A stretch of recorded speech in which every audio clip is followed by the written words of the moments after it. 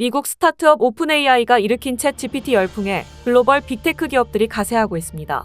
구글, 네이버, 바이두 등 글로벌 IT 기업들은 상반기 중 대화형 AI 챗봇, 챗 GPT에 대항할 서비스를 내놓겠다고 발표했습니다. 그런데 최근 중국에서 야심차게 준비한 AI 챗봇 서비스에서 대참사가 발생해 중국 내에 충격을 주고 있습니다.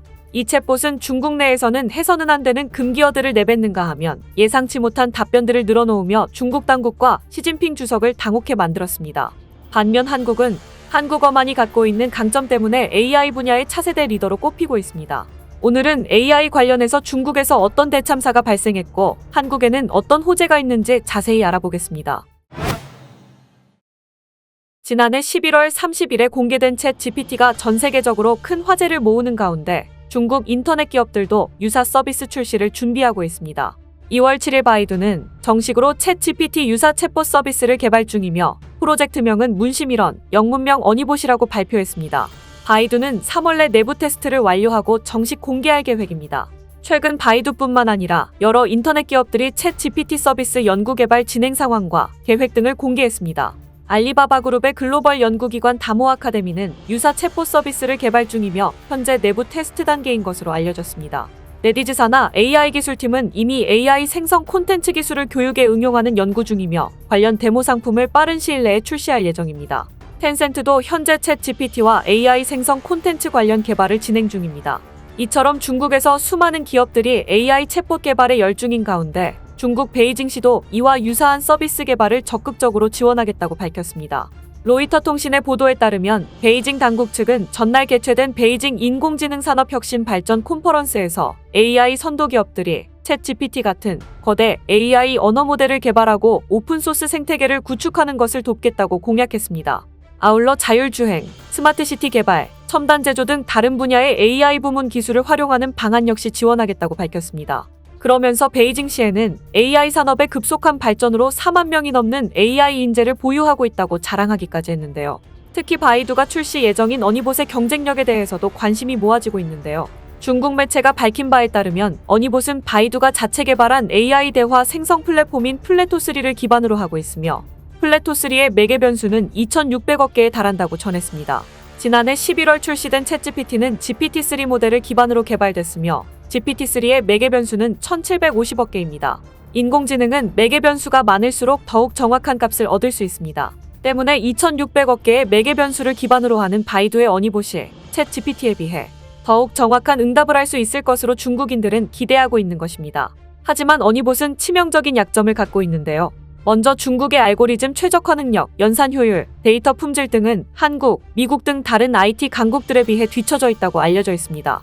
특히나 치명적인 것은 바로 중국에서 개발되었다는 점입니다.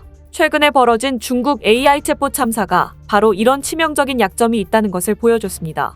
최근 중국이 야심차게 처음 출시한 AI 챗봇이 당국의 입장과 배치되는 답변을 해 출시 사흘 만에 서비스가 중단되는 사태가 발생했습니다.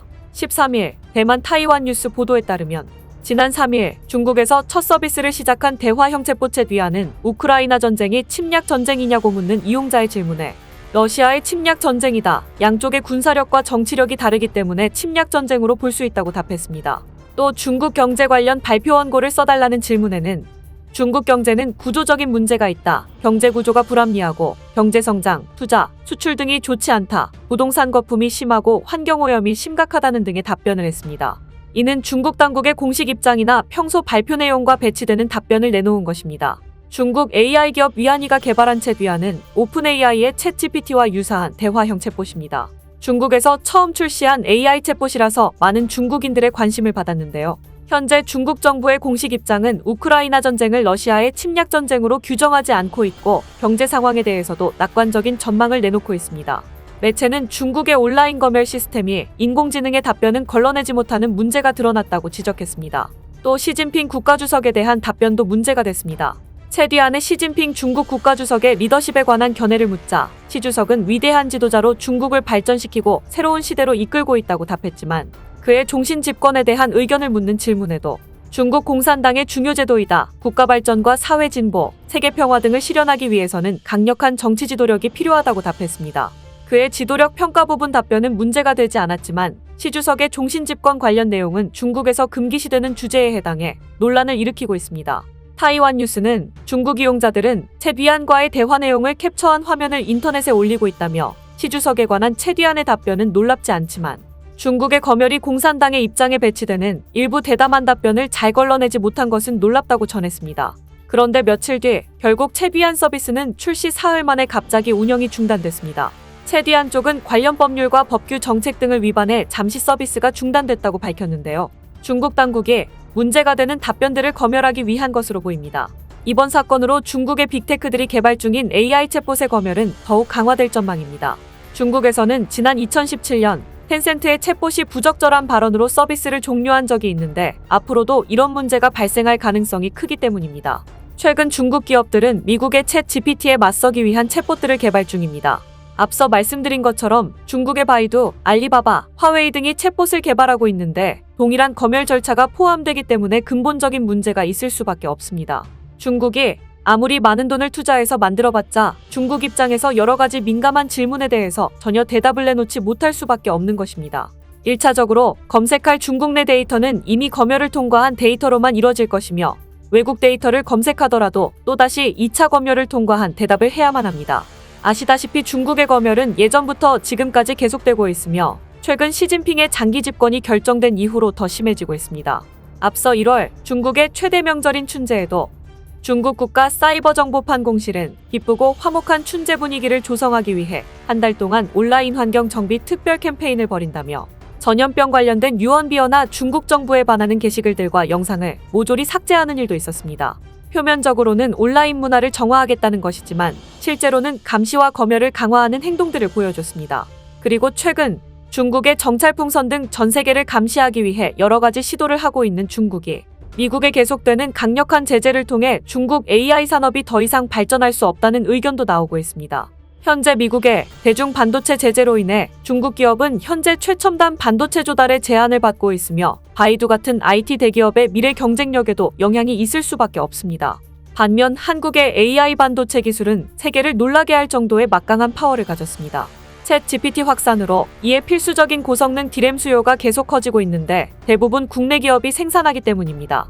그리고 실제로 현재 삼성과 SK하이닉스 모두 AI 반도체 개발에 속도를 내고 있는데 AI에 특화된 고성능 고용량 메모리를 개발하며 파워게임을 준비하고 있는 중입니다. 업계에 따르면 벌써부터 삼성전자, SK하이닉스의 고대형 메모리 D램 관련 주문이 쇄도하는 것으로 전해졌습니다. 이뿐만 아니라 익히기는 쉽지만 문법 난이도로는 세계 최강으로 알려진 한국어로 인해 AI 챗봇들의 경쟁력도 결국 한국어 능력을 어떻게 구사하는지에 달렸다는 분석도 나오고 있습니다. 그래서 인공지능이 최종 통과해야 할 관문은 한국으로 귀결되며 한국어 관련해서 가장 많은 데이터를 보유하고 있는 국내 IT 기업들이 독보적인 서비스를 내놓을 것으로 전망되고 있습니다. 이와 같이 중국은 자체 검열, 미국의 전방위적인 압박으로 AI 산업 발전을 예측하기 어려운 가운데 한국은 독자적인 AI 반도체 기술로 하드웨어를 이미 갖고 있으며 한국어를 사용하고 있는 특징으로 소프트웨어적인 장점들까지 모두 갖고 있는 것입니다. 앞으로 전 세계적으로 불고 있는 AI 챗봇 열풍에서 한국 기업들이 어떠한 두각을 나타낼 것인지 귀추가 주목되고 있습니다. 오늘 준비한 소식은 여기까지입니다. 댓글을 통한 여러분들의 많은 의견 기다리겠습니다. 시청해주셔서 감사합니다.